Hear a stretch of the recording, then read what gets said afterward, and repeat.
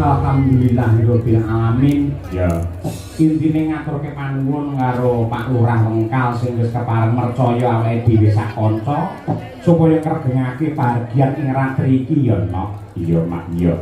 Dasare piyayine ya grapyak semanak semedulur. Nadyan nembe sepisanan ketemu karo awake dhewe nyatane ling rengkuh dadi dulur nganti kaya ngono ya. Mula pamanengan ngasta dadi kepala desa nganti rambah kaping pindho utawa 2 periode wis mempel wis lumrah genah lamun to gelem tresnani masyarakat lan uga bener-bener ditresnani karo sagung para kawula kabukten bareng kagungan kersa sing rawuh semene akeh. Iya. Kabeh ning buyung kabeh paring pandhurung pangestu marang panjenengane sakeluarga. Bener.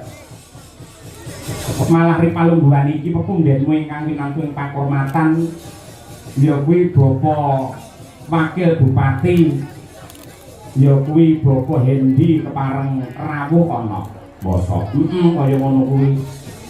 Mula kang mangkono menika wonten dawuh saking Mas Siswantara supados Bapak Wakil Bupati Mas Hendi saged bertatap muka lan ugi nyambung rasa kaliyan sedaya para pamirsa. Kula minangka wakilipun sedaya para penonton Bapak kasuwun kanthi sanget Bapak Hendi keparenga minggah wonten ing pepanggungan akrab-akraban karo sedaya para warga masyarakat Nganjuk mligine Ngerjoso khususe ing Mengkal. Iya. Mula saking menika monggo dumateng Mas Hendi katuran minggah wonten ing pepanggungan. Duduk.